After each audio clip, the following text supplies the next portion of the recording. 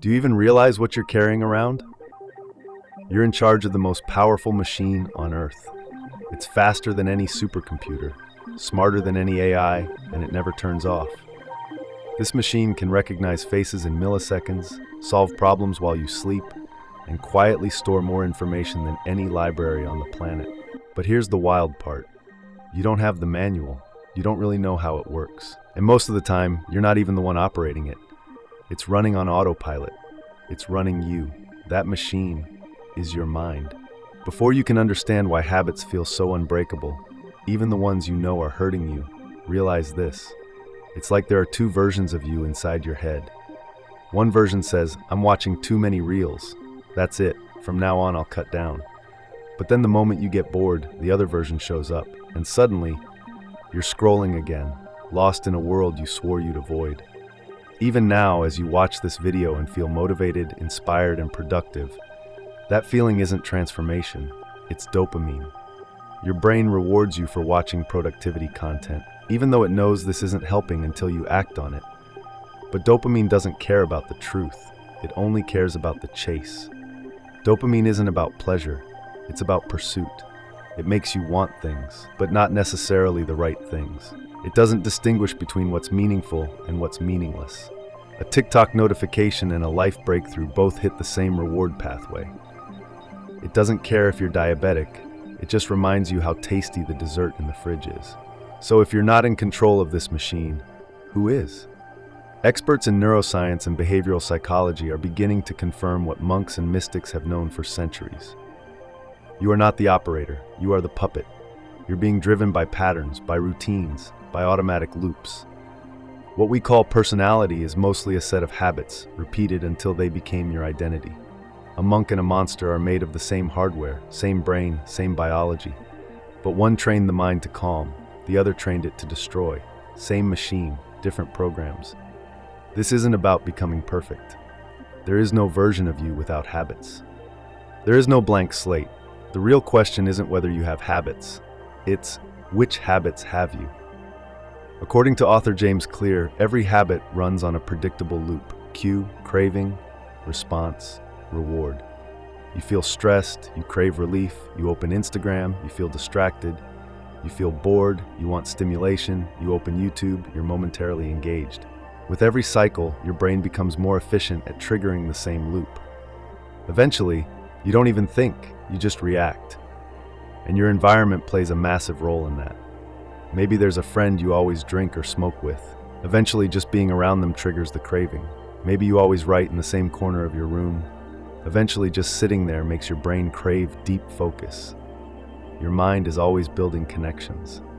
Over time, those connections become commands. Here's the good and the bad news. The bad news? You can't delete a habit. You can't reset your mind to zero. The good news? You can overwrite the old ones. Modern neuroscience and ancient wisdom agree. Change doesn't come from willpower, it comes from replacement.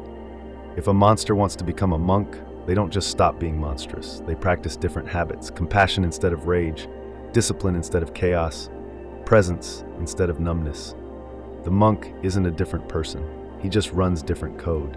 Dr. Judson Brewer, a leading researcher in habit change, said something simple but powerful. People didn't quit smoking by forcing themselves to stop. They quit by paying attention.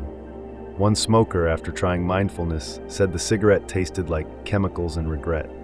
That's the spell breaking, not with pressure but with curiosity. Because the moment you observe the craving instead of obeying it, you break the loop. Instead of saying, I have to stop this, try asking, I wonder what this craving feels like. That one question activates a different part of your brain. It gives you just enough distance to decide, rather than react. So how do you start reprogramming the mind? Experts suggest 4 simple but powerful tactics. Make it obvious. Design your environment to make the right choice the easy choice. Want to read more? Leave your book on your pillow, so you have to move it before sleeping. Want to stop doom scrolling at night? Charge your phone in another room. Want to eat better? Keep fruits on the table and hide the snacks at the back of the highest shelf. Your environment is your autopilot. Set it up so it works for you, not against you. Make it attractive. Bundle a new habit with something you already enjoy. Want to start walking every day? Only allow yourself to listen to your favorite podcast while walking. Want to journal at night? Pair it with your favorite cup of tea. You're using dopamine to trick the system into enjoying the new behavior. Make it easy. Start small, ridiculously small. Don't aim to meditate for 30 minutes. Start with 2 minutes. Don't plan to write a novel. Write 1 sentence. Want to start working out? Just put on your workout clothes and do 10 jumping jacks. You're not building the habit itself at first. You're building the habit of showing up. Make it satisfying. Give your brain a reason to feel good about progress. Use a habit tracker app, or draw X's on a wall calendar every time you do the thing. Move a coin or paper clip from one jar to another after each session. These little wins rewire your identity. From I want to be disciplined, I am someone who shows up. You don't become a writer by publishing a book. You become a writer by writing today. You don't become a healthy person by dieting once. You become one by choosing the salad over the burger, again and again. You don't even have to believe it yet. Just act like the person you want to be. Your brain will catch up. Here's the hard truth no one likes to say. Even watching this video can be a trap. It feels like progress. It feels productive. But unless you take action, this is just another dopamine loop, another illusion. You don't need a life overhaul today.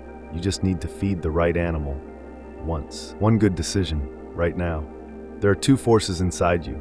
One thrives on distraction, comfort, and ease. The other grows with focus, challenge, and purpose. You don't become the person you want to be overnight. You become them one habit at a time. So here's your challenge. Pick one high dopamine habit you want to break. Scrolling, snacking, checking your phone.